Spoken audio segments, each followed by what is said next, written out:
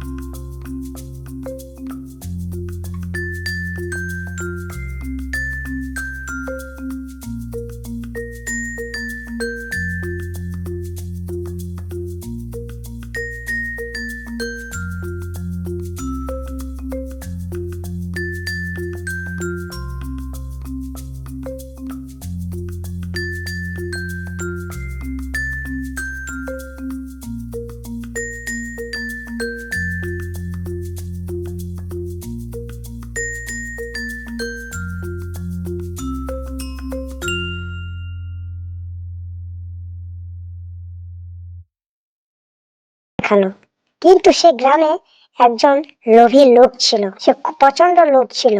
সেই হরিদাস কাঠুরের এই গল্প শুনে সবকিছু সে গোপনে শোনার পর সে ভাবলো, আমাকে এই কাঠুরিয়ার মতন আমাকে অভিনয় করে সোনার কুড়ুল রূপার কুড়ুল আমাকে হাতাতে হবে।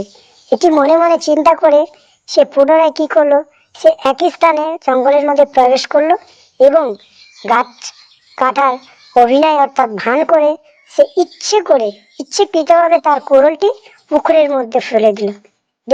অভিনয় করতে লাগলো, হায় হায় হায়, আমার কুড়ুলটি পড়ে গেল, আমি গরিব কৃষক, আমি গাছ কাটবো কি করে। কিছুক্ষণ পর দেখলো সেই পুকুর থেকে সেই ভগবান শ্রী বিষ্ণু আবার উদিত হলো। তখন সে বলে, তুমি কাঁদছো কেন? বলে, প্রভু, আমার কুড়ুলটি পুকুরে পড়ে গেল। তখন শ্রী বিষ্ণু কি করলো, পুকুর থেকে একটি সোনার কুড়ুল যখনই দেখালো, সঙ্গে সঙ্গে মানুষটি বললো, এই তো আমার সোনার কুড়ুল। তখনই ভগবান রেগে গিয়ে বললো, মৃত্যু, চোর কোথাকার, লোভী মানুষ, এটা তোমার কুড়ুল নয়। তুমি লোভে পড়ে তোমার কুড়ুল না নিয়ে বলছো এটা আমার কুড়ুল, তুমি কোনো কুড়ুলই পাবে না। এই বলে ভগবান কি করলো, সেখান থেকে চলে গেল, অদৃশ্য হয়ে গেল। তখনই সেই লোভী মানুষটা কি করলো, কান্না করতে করতে তার সেই পুরনো কুড়ুলটি তো পেলই না, সে না পেয়ে কান্না করতে করতে জঙ্গলে চলে গেল। তাই ছোট বোনরা আমরা এই গল্প থেকে এটাই শিক্ষা পেলাম যে হরিদাস ছিল খুব সততার জন্য সে পুরস্কার পেল 3টি খড়ম, সোনা, রূপো এবং তার হারানো লোহার খড়ম। কিন্তু সে মৃত্যু ব্যক্তিকে কিছুটাই দিল না। তাই সততা মানুষকে বড় করে তোলে, আর যিনি লোভী মানুষ সে ধীরে ধীরে ধ্বংস হয়ে যায়। দেখা হচ্ছে পরবর্তী ভিডিওতে। ছোট বন্ধুরা তোমরা সবাই ভালো থেকো।